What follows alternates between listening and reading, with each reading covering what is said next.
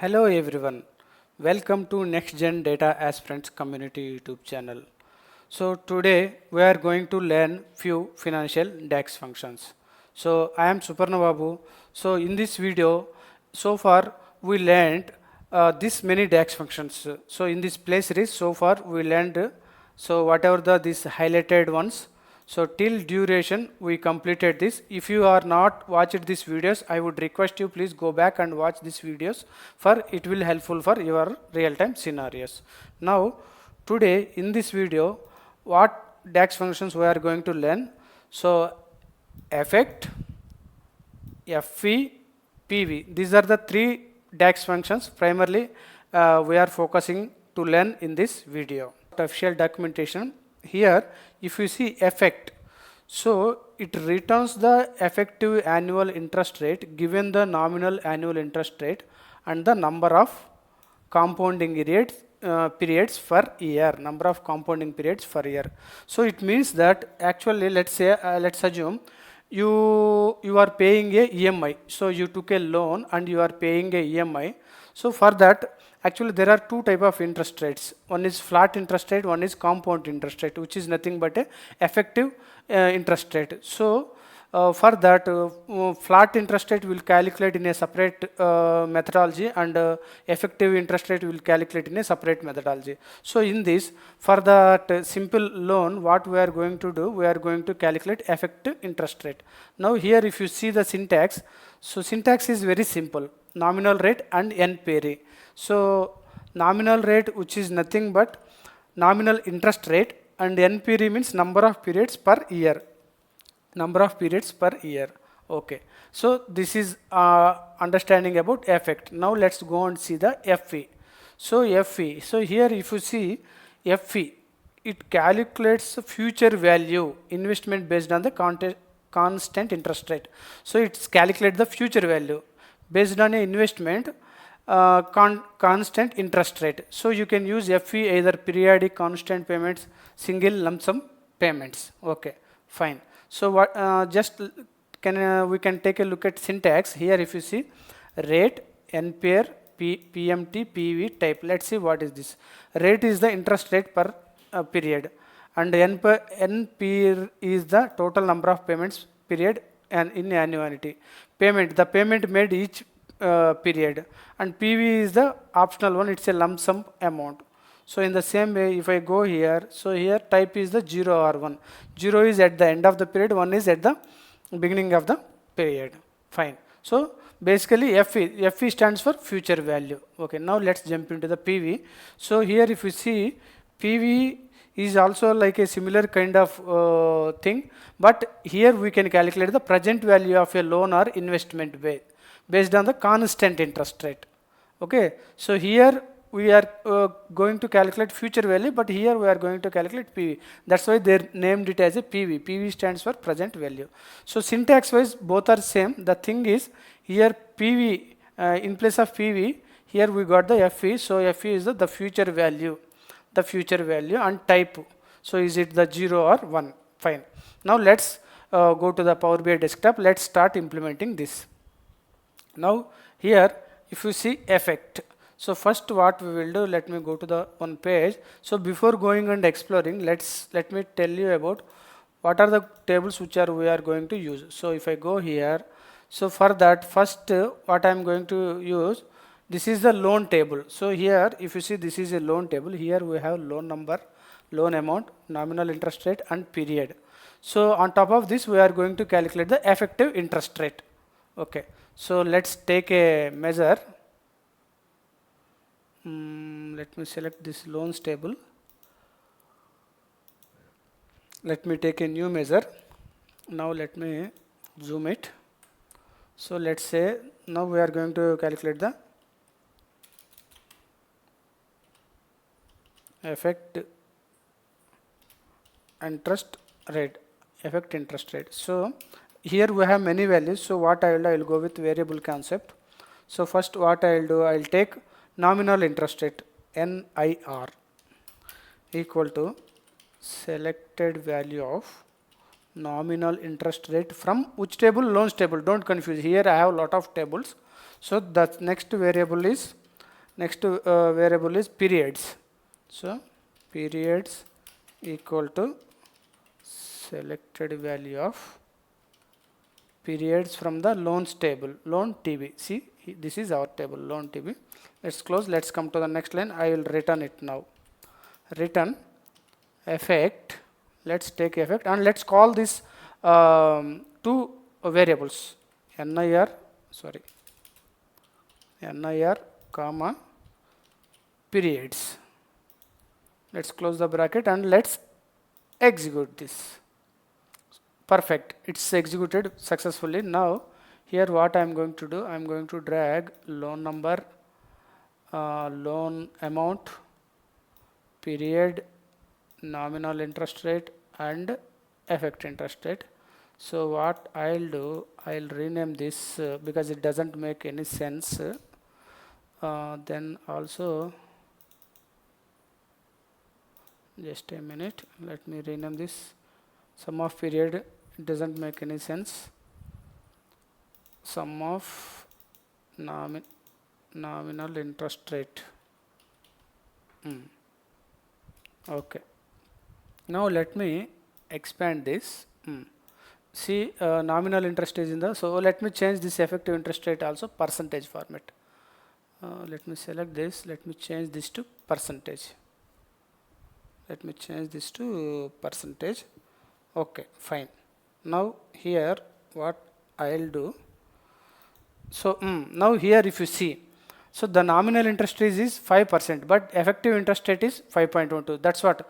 See, nominal interest rate, which is nothing but a compound, flat interest rate. So the flat interest rate is like a 5%, but if you come to effective, it's 5.12, it's 8.24, it's 12.75, it's 5.06. That's how it will work.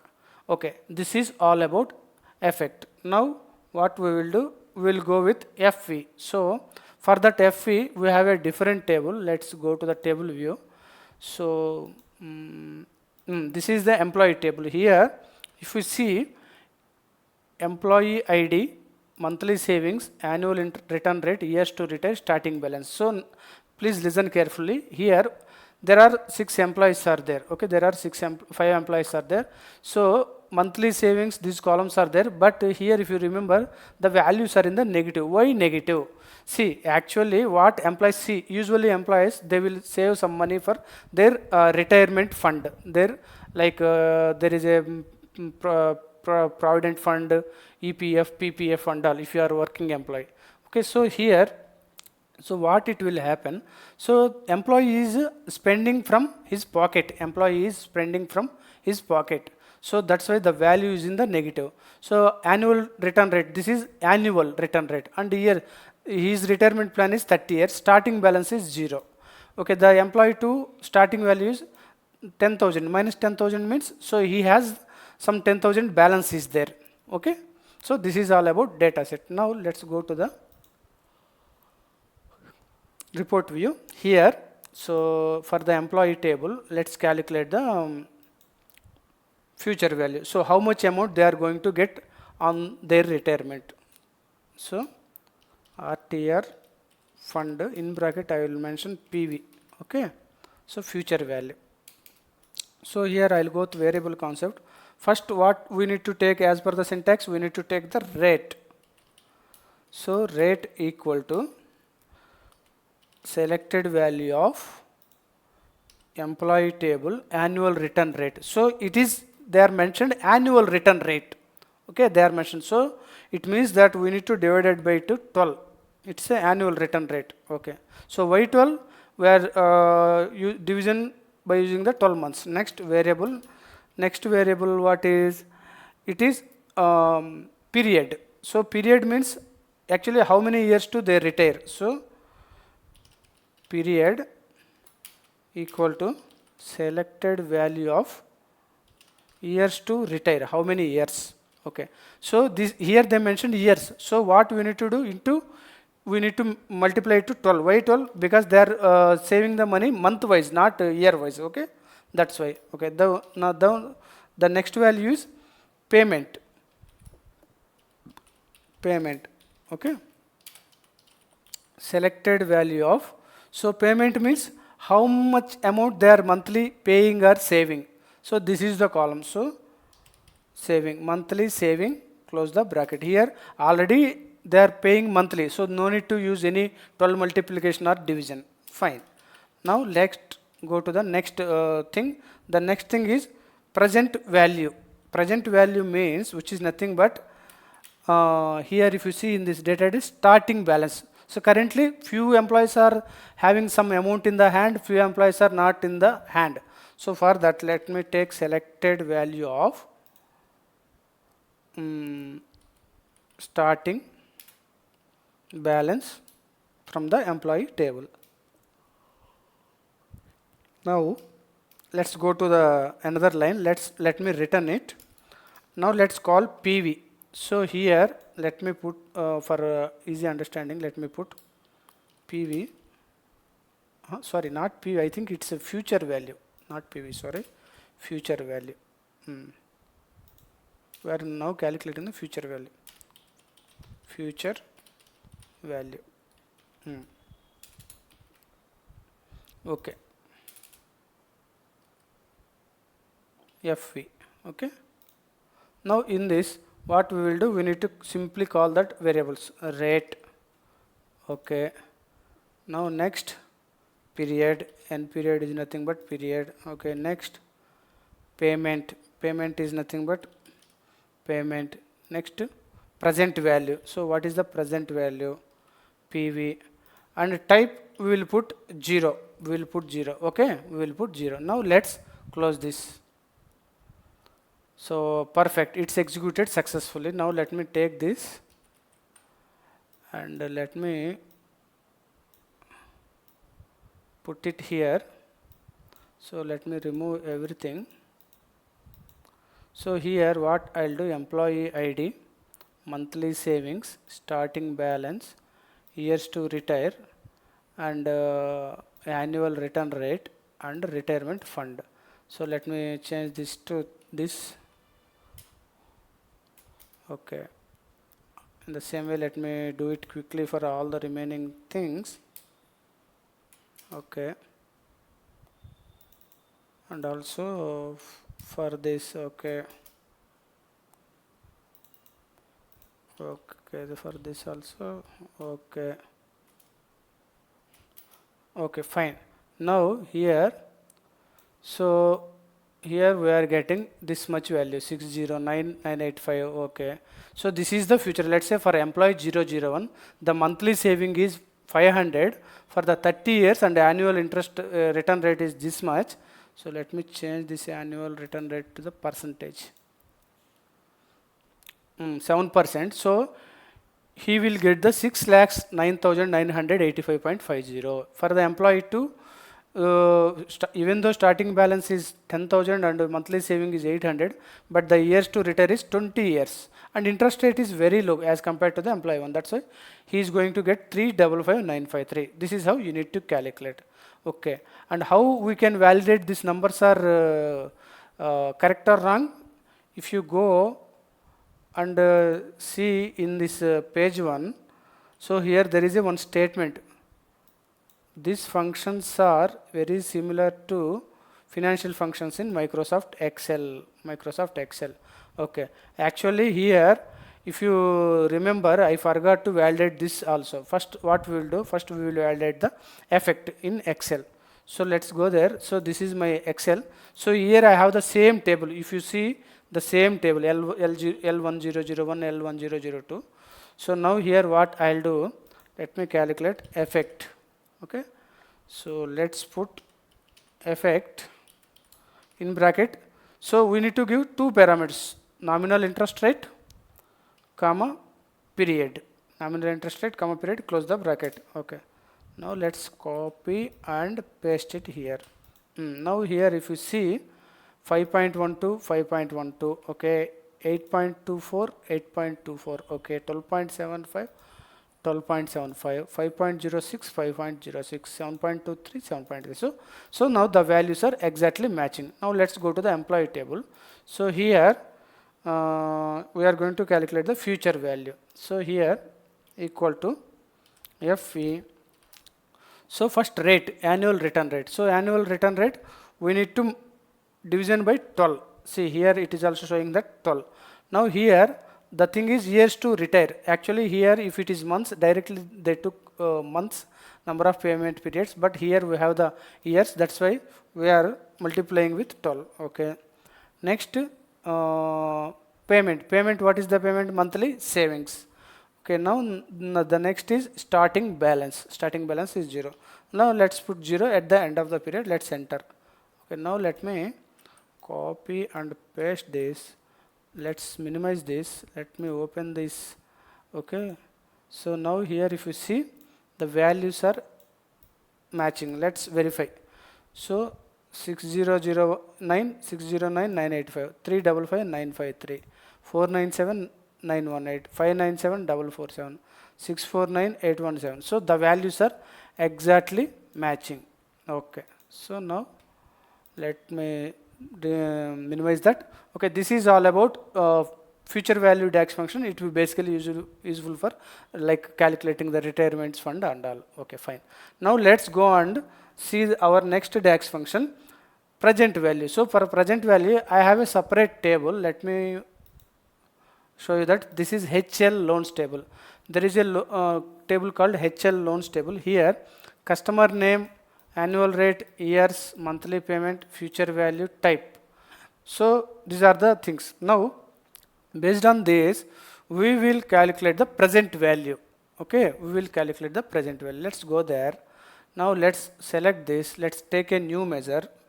Let's take a new measure. Syntax is same.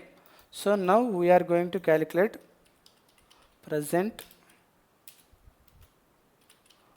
value. We are going to calculate present value. Go to the next line. So variable. So first is rate. So value of rate from which table? Annual rate from this one. So this what we need to do? Yes, you are correct. We need to division by the 12. Why 12? 12 months, because it's a annual rate. Next variable is periods, number of periods. So periods equal to selected value of, so periods. So from the table, periods means, I think it is not showing. Let's check years. From the HL loans table, years into 12. Why 12?